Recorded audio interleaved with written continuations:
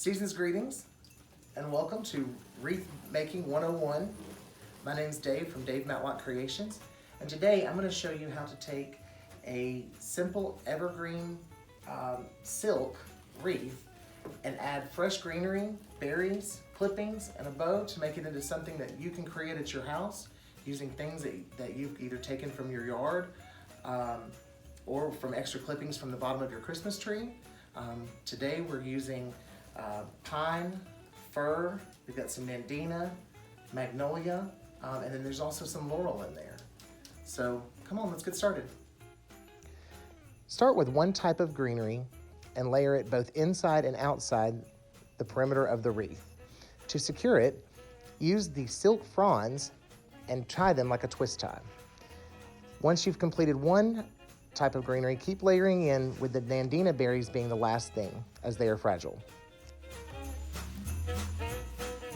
So now that we've gotten our greenery incorporated entirely around the wreath, both interior and exterior, so that it looks complete and cohesive, you might want to tie a bow.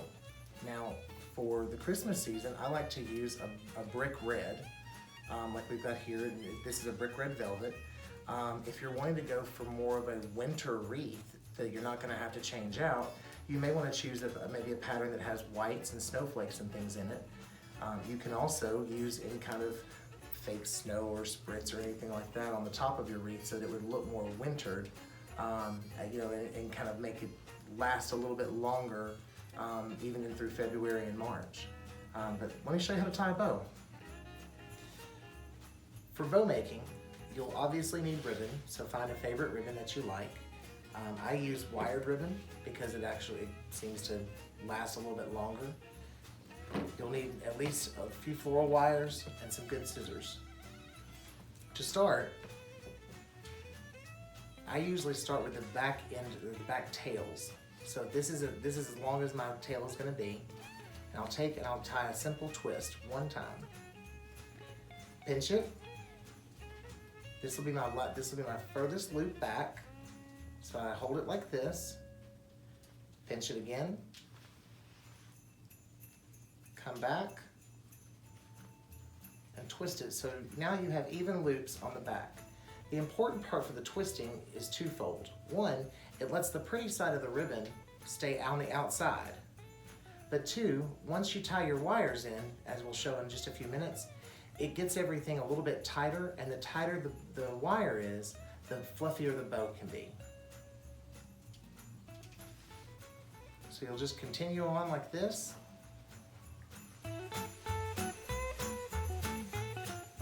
So now that I've got even loops on both sides, I've cut an extra set of tails just to make them a little bit more dramatic.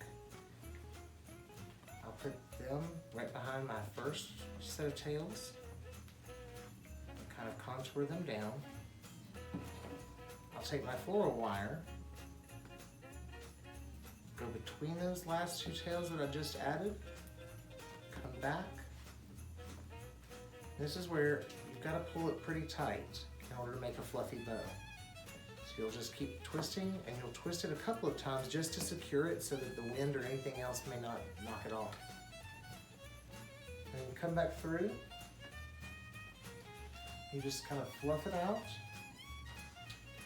It's secure, so if you need to be a little bit rough with it, you're welcome to.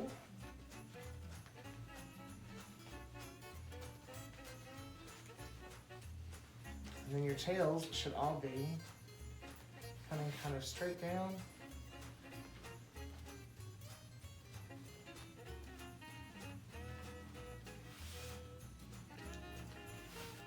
And fluffed out.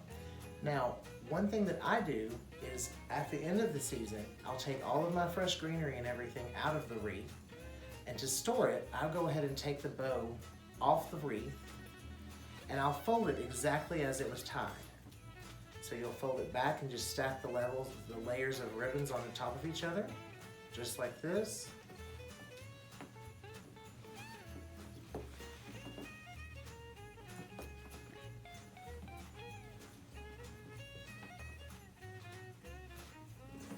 And you're going to fold it flat. And I know that sounds crazy. A A lot of people have done everything from put tissue paper, hung them in closets. Some people just wad them up. But if you'll fold it flat, the likelihood is that the main part of the ribbon won't get creased and won't get wrinkled. And so that they'll fold out beautifully next year. Prime example, these I know have not been sitting in an attic all summer, but all you do is just come back and fluff it out, and you've got another beautiful bow for the next season.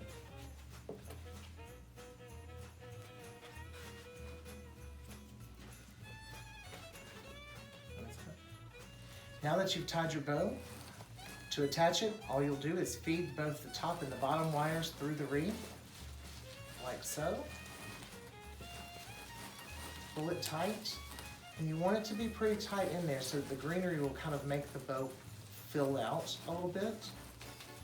And you'll wrap it around and secure it tightly. You may have to come through and make some adjustments, fluff out a little bit, kind of round out the loops from where they've just gently gotten naturally smashed. You can always kind of curl out the tails just a little bit. But now you've got a festive wreath that is something that you've created through natural clippings. It doesn't look like anything else that someone's purchased. It's a great gift, as well as it's something that you'll be proud of to hang on your door. So from everyone at Dave Matlock Creations and myself, we wish you a happy holiday.